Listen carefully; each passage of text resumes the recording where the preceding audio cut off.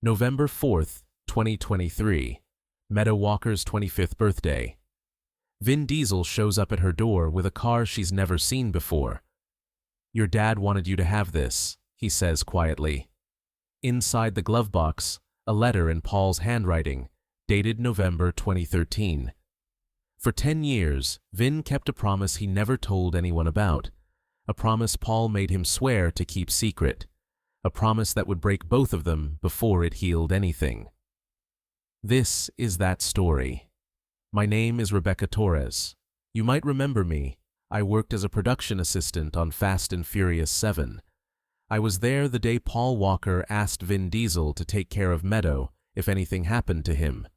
That story I told before. But there's another promise. One I didn't know about until years later. One Vin never spoke about publicly. One that took 10 years to fulfill. It was early November 2013. We were deep into Fast 7 production in Atlanta.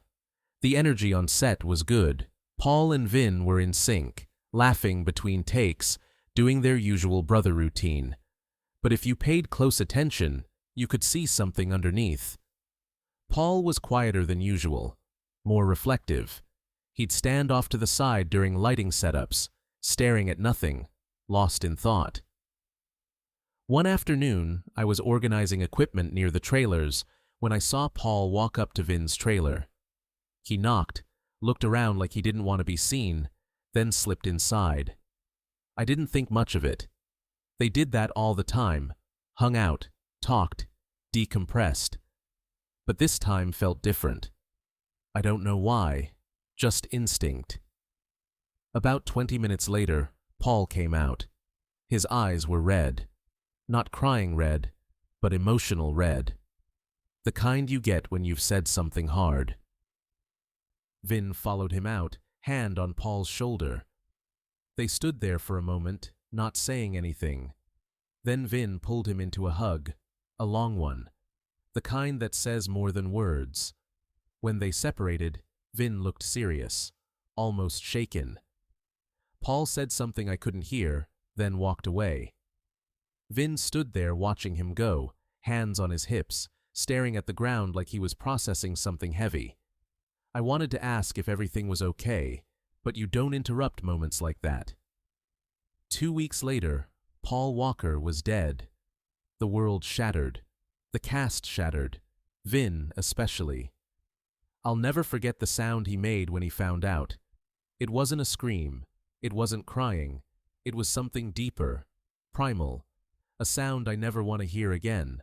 For weeks, Vin couldn't function. He couldn't come back to set, couldn't talk to press, couldn't do anything but grieve. When production finally resumed months later, he was different. Hollow, going through the motions. He'd deliver his lines, nail the scenes, then disappear into his trailer. But something else changed too. Every Sunday, his one day off, Vin would vanish. No social media, no public appearances, just gone. His kids would ask where he was going. He'd say, "Working on something for a friend." The crew speculated, new project, secret film, personal training. Nobody knew, and Vin never explained. Years passed. Fast 8, Fast 9. Vin became the franchise anchor, carrying Paul's legacy in every film. He'd talk about Paul in interviews, post tributes on Instagram, make sure Brian O'Connor's memory stayed alive in the story. But those Sundays, still a mystery.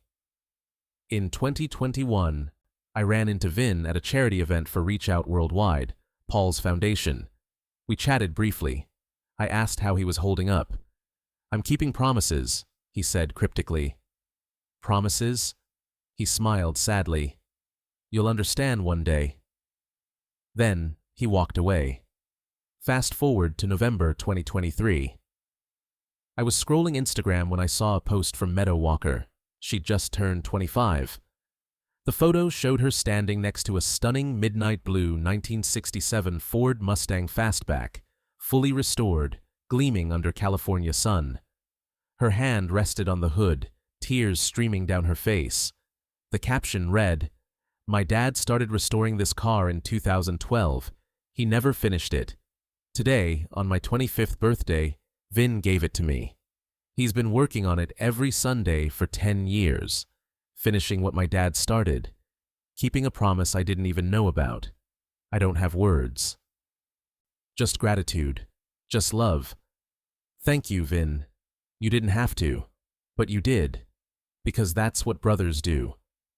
I stared at that post for 10 minutes, tears blurring my screen. The Sundays, the secret project, the promise. It all made sense.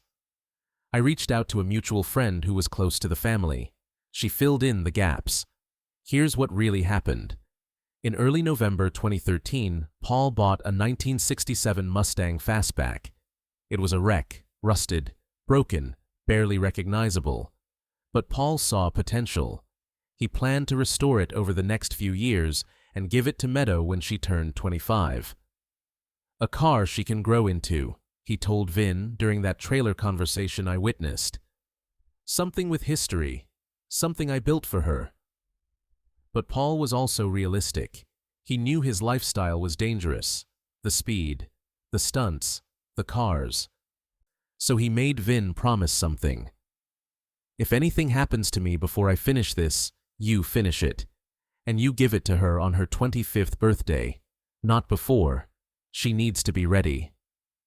Vin tried to laugh it off. Nothing's going to happen to you, brother. Paul looked him dead in the eye.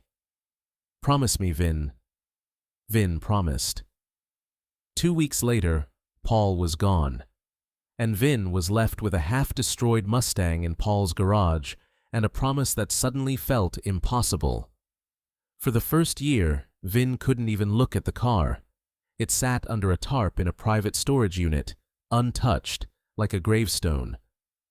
But in late 2014, something shifted.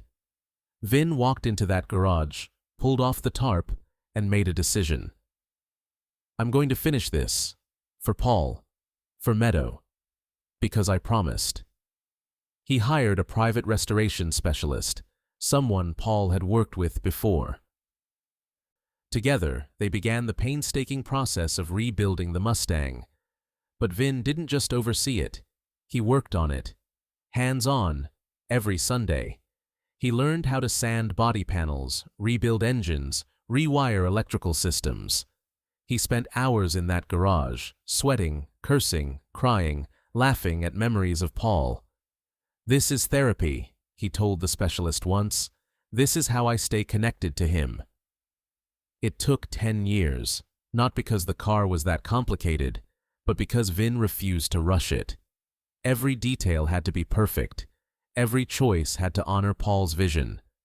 Midnight blue paint, Paul's favorite color. Custom leather interior, the exact shade Paul had picked. A hidden compartment in the glove box where Paul had planned to leave a letter. Vin found that letter in Paul's office after he died. It was sealed in an envelope labeled, "For Meadow, 25th birthday." Vin never opened it. He placed it in the glove box and kept working. November 4th, 2023. Meadow's 25th birthday. Vin loaded the Mustang onto a trailer and drove to Meadow's house. She had no idea what was coming. When she opened the door, Vin was standing there, smiling through tears. "I have something for you," he said. He led her outside, uncovered the car. Meadow gasped. "Is this?" "Your dad's car, the one he started for you. I finished it." She walked around it slowly, hand trembling as she touched the hood. Then she saw the glove box. Vin nodded. "Open it." Inside, the letter. Meadow sat in the driver's seat, hands shaking, and opened the envelope. Vin stepped back, giving her space, but he could see her face through the windshield. Tears, smiles, sobs. After 20 minutes, she got out and hugged Vin so hard he almost collapsed. "He knew," she whispered. "He knew he might not be here, so he made sure I'd still get it." "That's what dads do," Vin said quietly. "And that's what brothers do. We keep promises, no matter how long it takes." Meadow never shared the full contents of that letter publicly, but she did share one line in a later interview. He wrote, "This car is freedom, it's history, it's trust. When you're behind the wheel, I'm right there with you. Always." The Mustang became Meadow's most prized possession. She drives it on special occasions. She takes it to car shows honoring her father. She's even used it in campaigns for the Paul Walker Foundation. And every time she drives it, she thinks about two things: her father, who loved her enough to plan 12 years ahead, and Vin, who loved her father enough to keep a promise nobody even knew existed. The world sees Vin Diesel as Dom Toretto, the tough guy, the leader, the action hero. But the people who really know him see something else. A man who spent 10 years in a garage, rebuilding a car for his best friend's daughter, keeping a promise in silence because that's what love does. No cameras, no headlines, no applause. Just a brother keeping his word. I think about that day I saw them outside Vin's trailer. The hug, the red eyes, the weight in the air. Paul was saying goodbye, not because he knew he'd die 2 weeks later, but because he understood something most of us avoid. Tomorrow isn't guaranteed, and the people we love need to know we thought about them, planned for them, made sure they'd be okay even if we're not there. Paul Walker left behind more than movies and memes. He left behind a daughter who knows her father loved her enough to build her freedom. He left behind a brother who knows what real loyalty looks like. He left behind a lesson. Promises aren't just words, they're years. They're Sundays in a garage. They're tears and sweat and refusal to give up. Vin Diesel kept a promise for 10 years, and in doing so, he made sure Paul Walker's love outlasted death. If you're watching this and thinking, "I wish I had a friend like Vin," let me tell you something. You can be that friend.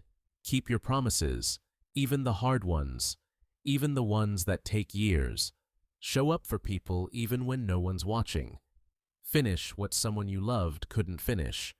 Because that's what Paul asked. That's what Vin did. And that's what love looks like when it's real.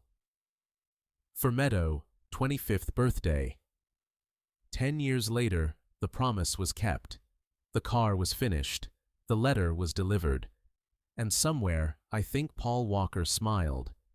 Because his brother didn't just keep a promise. He kept him alive.